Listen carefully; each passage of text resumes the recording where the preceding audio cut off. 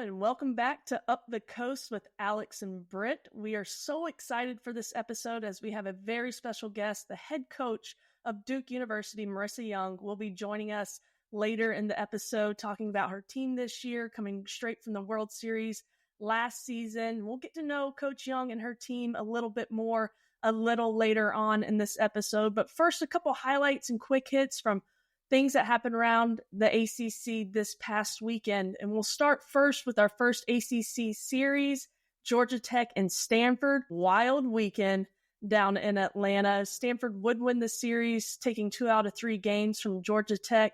Georgia Tech would take the first game from Stanford, winning 5-4. They had to come from behind, though. Kylie Chung looked great through 4 innings, no earned runs, given up, and then she gets taken out of the game. Georgia Tech came in and jumped all over the next 2 pitchers to come from behind and win 5-4. In game 2, though, score was 16-12. Georgia Tech threw 5 different pitchers, which is pretty typical of Georgia Tech. They are definitely a pitch by committee team this year. Stanford threw 3 arms. I mean, if you're going to score 28 runs in a game, you're going to have to throw some different arms. But Georgia Tech saw a 6-run lead taken away in the top of the 7th when the Cardinal put up 8 runs. There were 7 combined home runs that game, 12 walks, and somehow that game finished just under 3 hours. In game 3, Kylie Chung back in the circle through just over 6 innings was terrific, and Stanford would win their first ever ACC conference series in Atlanta versus Georgia Tech. So I guess this is the first official welcome to the ACC for Stanford. Game 1 didn't go how they had planned, but they did walk away with the series victory. And then we'll go down to Tallahassee, Florida State, coming off of the disappointing matchup last week against A&M when they dropped the 2 games in that doubleheader. But Florida State, their offense was there this weekend. They went 5-0 against Florida Gulf Coast twice, Mercer twice, and College of Charleston. All of those victories coming in run rule fashion. They scored 61 runs on the weekend.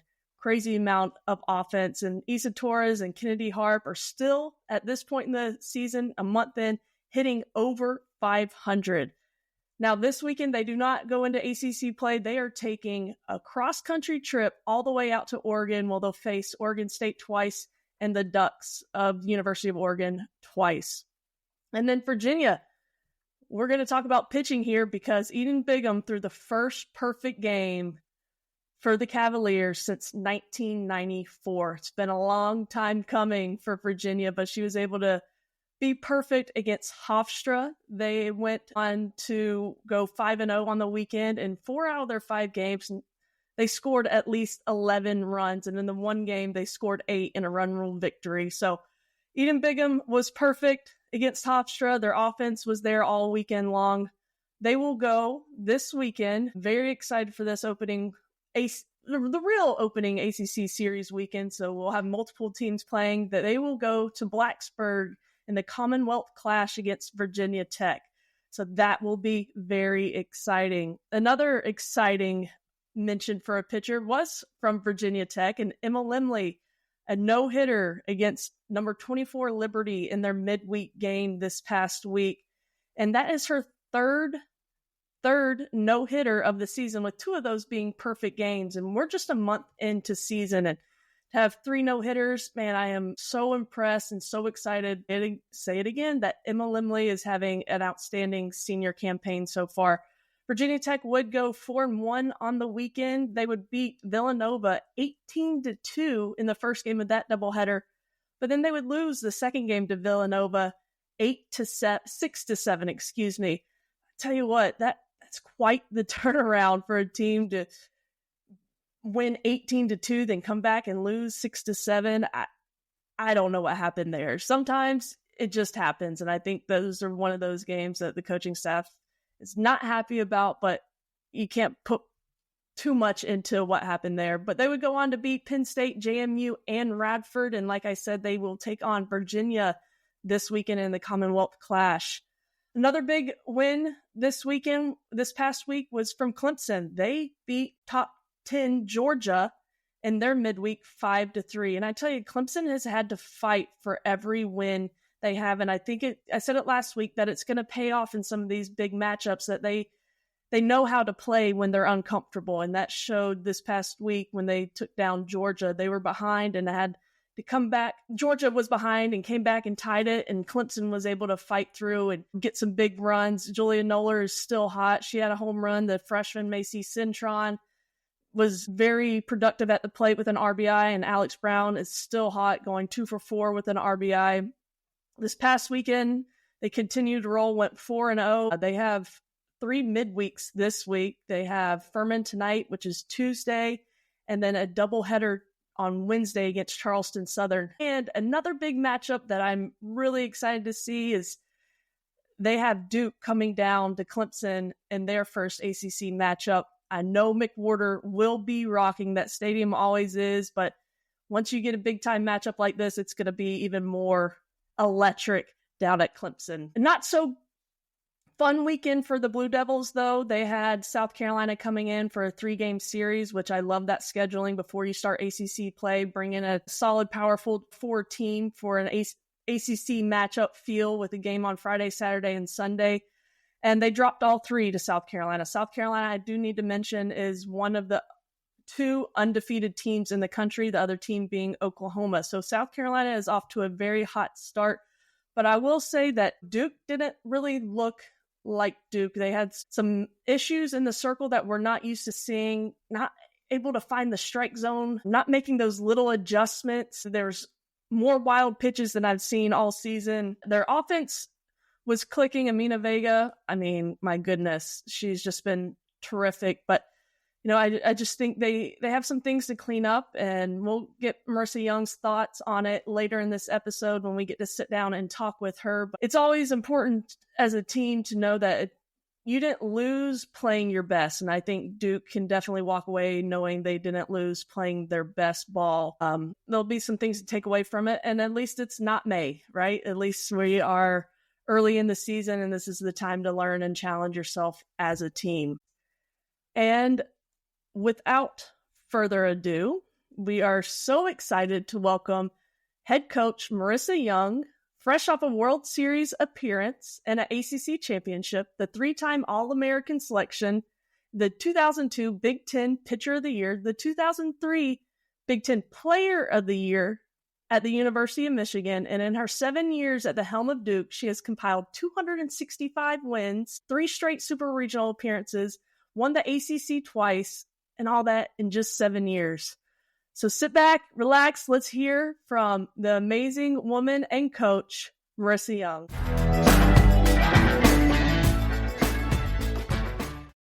Hey y'all, welcome to Up the Coast. We have a very special guest with us today, Coach Young from Duke. Coach, thank you for taking time to meet with us. I know mid-season, really getting into things.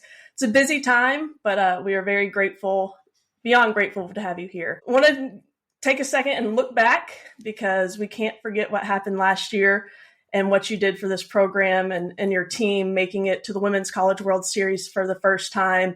And for you, coming in, starting a new program, you always said you had this vision of taking your team to the World Series. It's no longer a vision. You made it happen.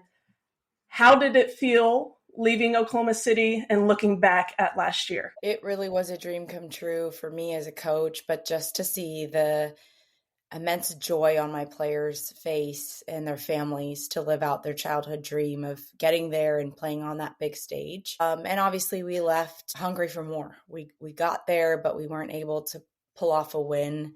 And, you know, there's a saying above one of our locker room exit doors that says, "Today for June."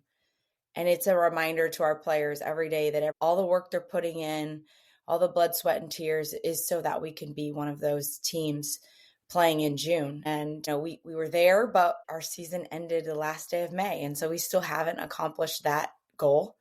And so this group is really hungry to learn the lessons of where we came up short and apply that to Team 8 and hopefully truly become one of those teams that is at the Women's College World Series, having success and playing till June.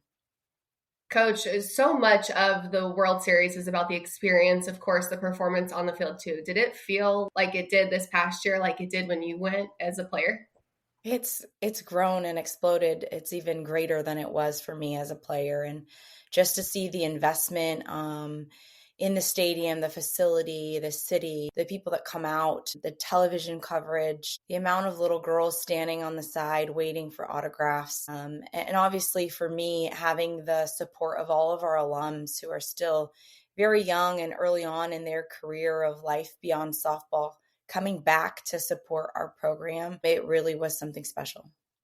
Those alumni, I love the shirts. Marissa last year, that was awesome. Your alumni, they showed out at the ACC tournament. We got to spend some time with them, and they were awesome. Just going off of the World Series now that you've been there and Duke's on the map, you've been on the map, but now it's like, hey, these expectations for Duke are there. How are you managing those for your players and this team? We talk about pressure being a privilege, and they know that there is an X on their back and the expectation to show up every day and play to a certain standard. But I think that they embrace that and they play with a chip on their shoulder and know that even though we've accomplished a lot of success, Duke still has to fight tooth and nail, to be considered one of those top perennial programs year in and year out. And so that's the goal, is to continue to play the best competition, to challenge ourselves, and to have that sustained success. Cool.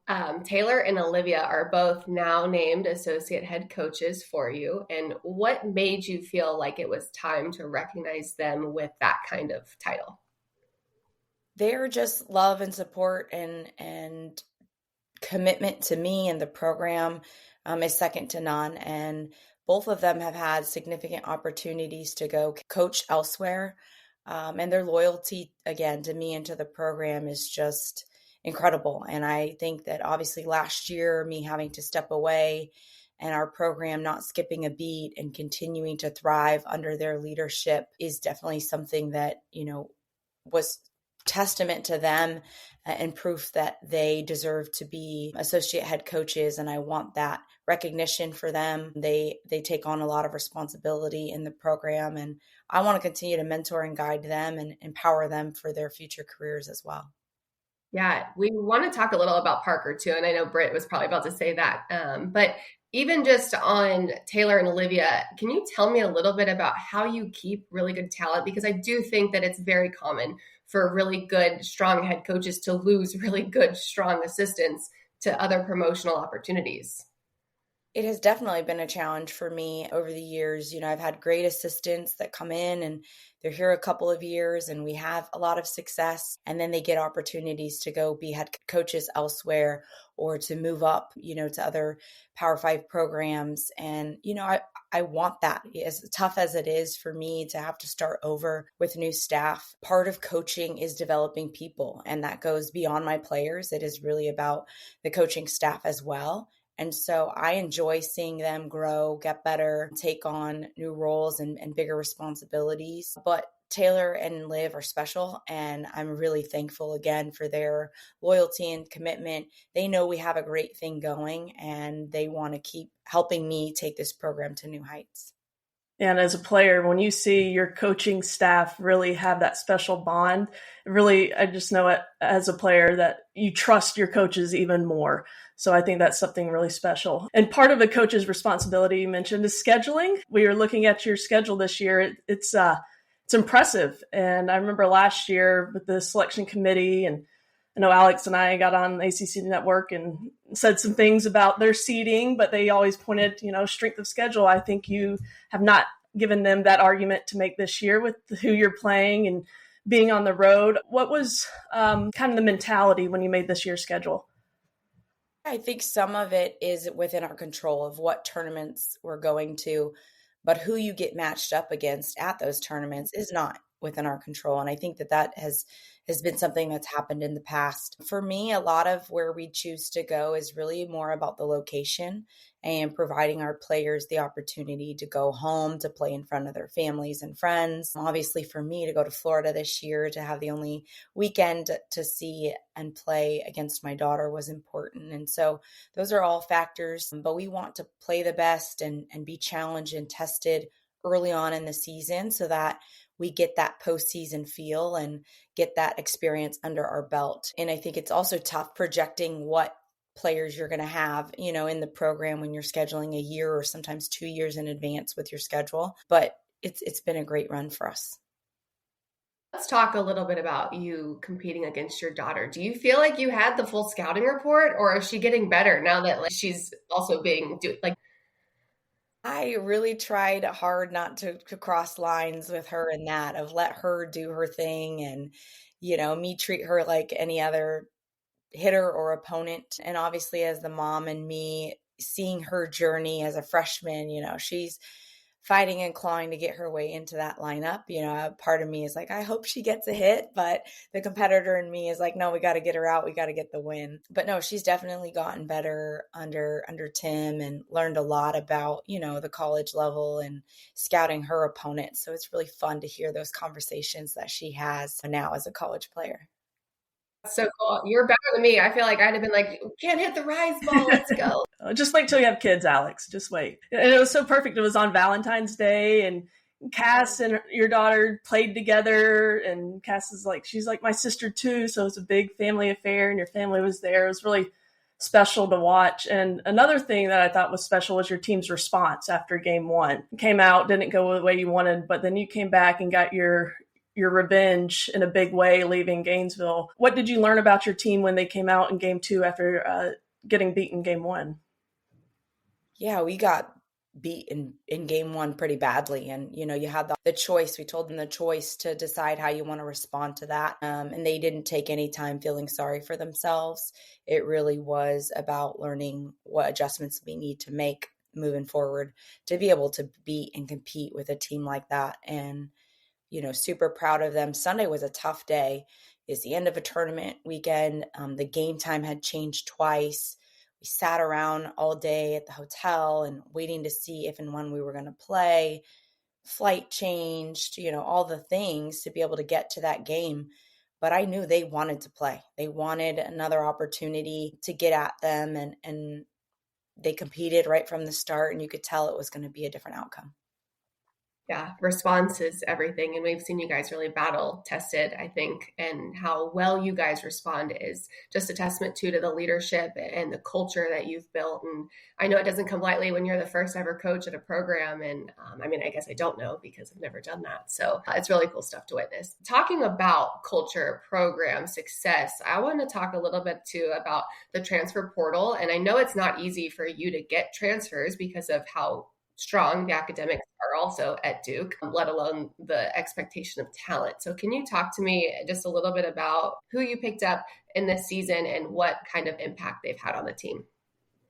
Absolutely. Yeah, it's been, recruiting in general is difficult for us for the academic standards. And so we tend to have a small roster to begin with. Transfers are very difficult because of the academic standards. And so we have to be in that transfer portal. And it's really like trying to find a needle in a haystack of who's going to be the right fit academically, but then also who can compete and help us. And, this year being able to pick up KK Mathis from James Madison, who has added some power to our lineup, has been tremendous. Tessa Malulu from UCLA with her World Series experience and the versatility that she has, giving us the depth that we didn't have last year in the infield, has been really impactful. Obviously, we've been able to move everybody around in the infield because of the addition to her at third. And then Jessica Oakland, who's there's no words to describe that kid for the power that she has and her presence.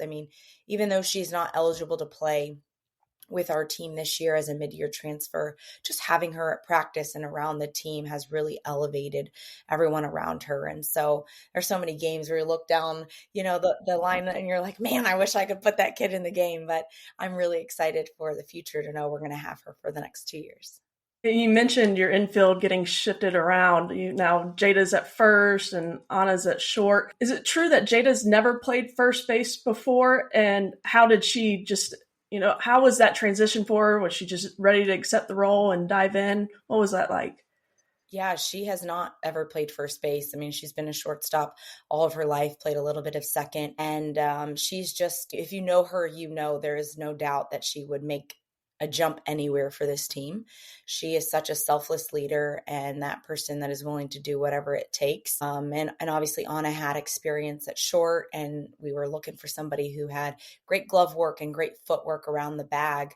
And so with literally a couple of days of practice, Jada was like, I'm going to do this. And she has embraced it wholeheartedly. I think the leadership that she had at shortstop and being that vocal leader and being able to command the field, she still has that at first base. And so she is a calming force for our defense. And I'm just so thankful to her attitude and coachability to be able to make that jump for us. I feel like we call ourselves fans a lot of the time. Obviously, we're fans of you guys. We're fans of Cassidy Kurd. She's phenomenal. We're fans. I love Amina Vega. I do love Jada Baker too. I got to work a camp back before they reported back in the fall in Orlando because they're from kind of that Central Florida area. So great kids, great people, great young women. Tell me a little bit about, we've watched some other interviews and stuff that you've done, and you talk about being a Michigan woman and what that meant to you. So how are you trying to instill those same values into your program now? Yeah, I think being a Michigan woman for me was really learning to be selfless and understand that everything is about the program and the legacy that I wanted to leave behind, and being able to instill that here at Duke. The girls are very selfless, great teammates. I think our culture is definitely our strong suit and what has allowed us to have so much success in starting the program. And these girls, just watching them grow from girls to young women has been favorite part of the job for me. But we just have so much fun together. There's a deep love and appreciation for one another. And, they have all grown tremendously in who they are and what they're going to do in life after softball. And I couldn't say more about them. They're incredible people on and off the field. Well, last year they called themselves the Free Swaggy Dogs, and we love that. We did some barking with them. But this year, you have an idea of what your team is in January, but you don't really know what you have until you start playing other competition. How would you describe this team, and what have you learned over the past month? The fall took a little while for us to figure out what this group's identity was. I think, we had a big senior class departure. We had a lot of new additions. And so we really gave them the time they needed to settle in and figure out who they were, what they were going to be, and what was going to make them unique this year. And I think it hit us around January as a coaching staff that this group really, really loves to be challenged. And so if practice wasn't super intense or there wasn't a difficult drill where we think they wouldn't have success in, they would kind of coast. And so we've learned that about them, challenge them in big ways, and that's when they show up to be the best. Let's take a look back, I think, at more like history. So we're approaching the 10th year that you will now have been hired by Duke. Of course, we're on team 8. Is it true that time really does fly when you're having fun? Does it feel like it's been that long that you've been there now? No, every day I'm like, were you guys here when this happened? They're like, no. I'm like, really? It felt like just yesterday. It does fly by, but I really do cherish, every player that's come through this program, every coaching staff and support staff member that have helped build this thing from the ground up. And yeah, I can't believe how fast it's gone. There's a social media trend going on right now. If you are not versed on TikTok, I'm a fan of TikTok. I'm not versed in TikTok, but it's called I Had Coffee with My Younger Self. And it's people looking back and reflecting at like that teenage or young woman type of self. And then kind of looking at where their life is now and saying, hey, all those stresses and worries and fears that you had back then, like they don't exist anymore, or they're different now, right?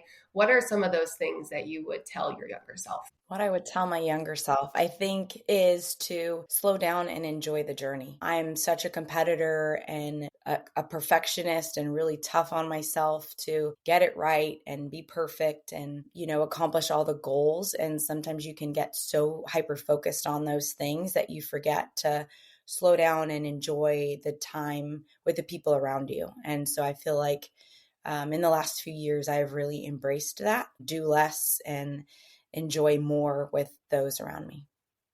Yeah, that's a hard thing to do. And I don't know how you've gotten through some of what you've gotten through from the outside looking in. Like it's admirable. And in one of those same interviews, you just talked about time and how there's nothing more precious. And I think we've seen that firsthand too with your family. Yeah, absolutely. Yeah. Well, just talking about back to softball this weekend didn't go as expected or as you wanted, I'm sure, but thankfully you say your team wants to be challenged, and this certainly could be a challenge for them to learn from. Now you have ACC coming up this weekend, you have Elon tomorrow, but after this weekend, what did you say to your team? What was the message? The message was, it hurts and it's not something you ever want to go through, but I'm glad we are experiencing this now than later. I think as a coach, you're always wondering how tough your team is until stuff hits the fan, right? And you don't become close as a group. There's not really that trust until you go through adversity. And so this is the opportunity for us to go through that now, and become better because of it, so that we can move on through ACC play and hopefully into the postseason in a better place because of the lessons we learned through this weekend. 3-ish more months left of what's going to be the 2025 ride, hopefully ending in OKC, all of us. And so what do those goals look like? What does that journey hopefully look like for you? We talk about the process. So what is that process?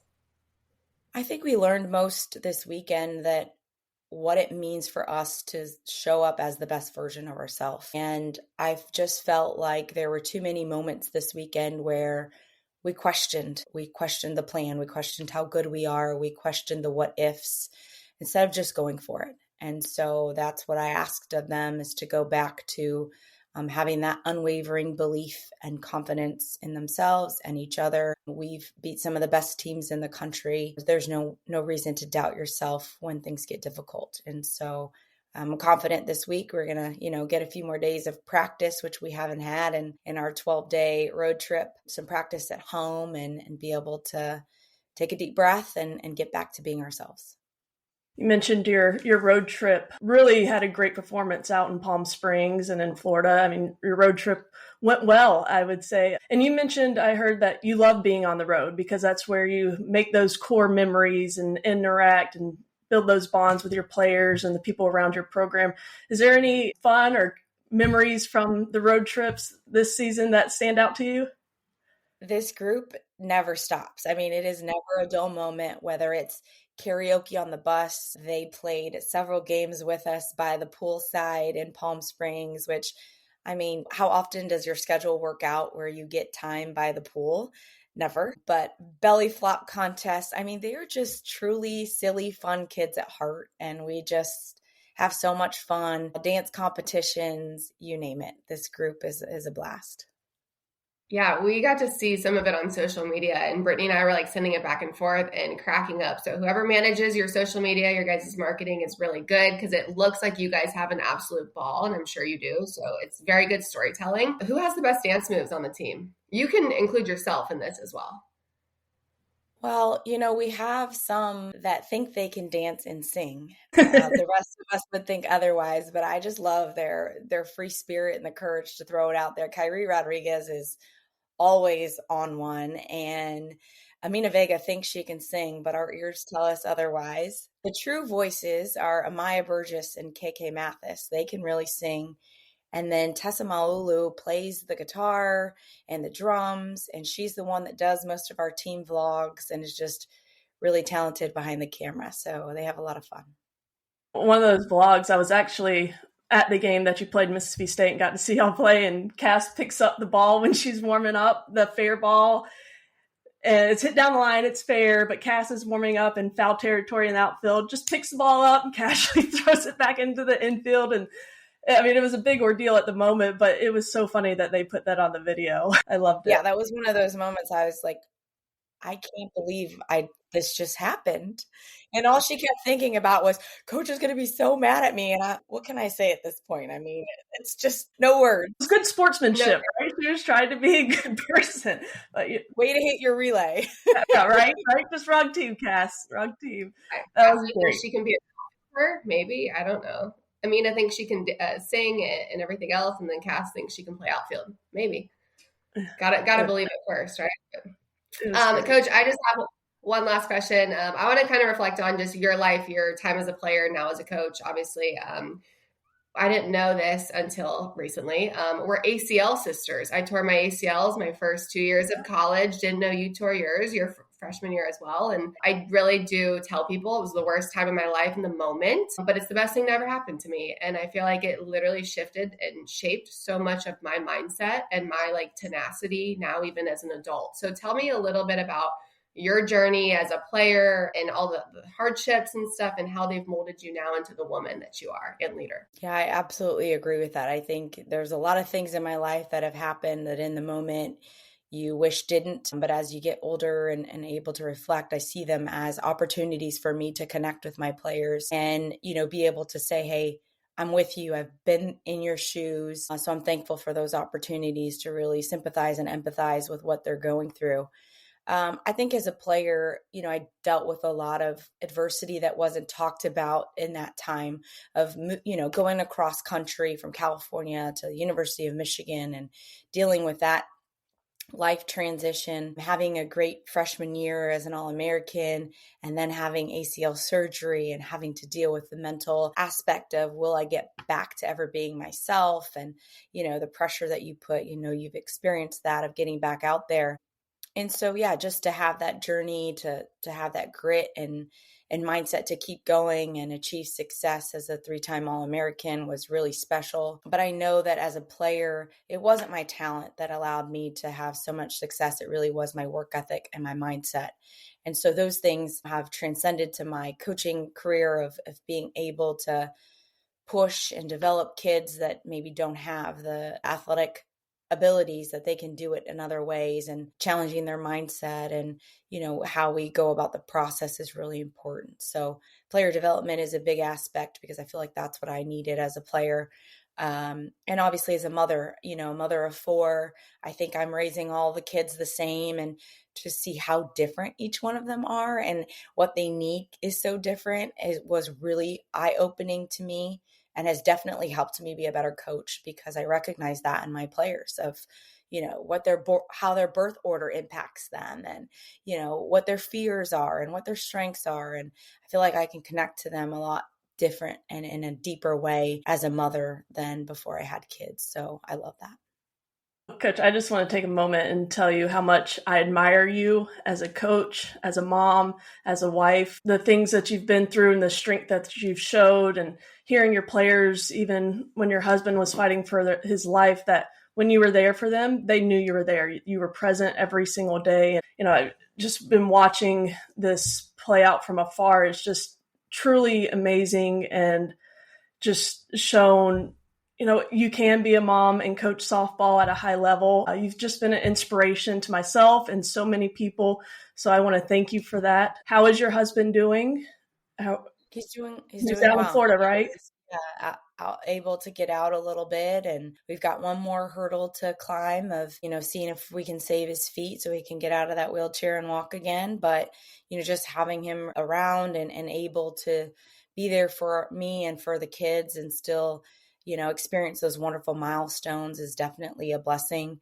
And now Coach Liv just had her first baby, and so we've got another coaching mom on staff, and for me to be able to help guide and mentor her in this process is huge. And like you said, we want more women in this game being able to coach and have a family and do it all. So a lot of good things on the horizon. And last thing is, you put something on social media about Duke Health Hero for Hope. We're going to put this in the description, the link where people can donate to the Duke Hero for Hope. Could you kind of describe what that program is? Yeah, absolutely. So my husband had to have a heart and kidney transplant, and we waited several days for him to find a match, which, as you can imagine, when you're fighting for your life, every hour feels like an eternity.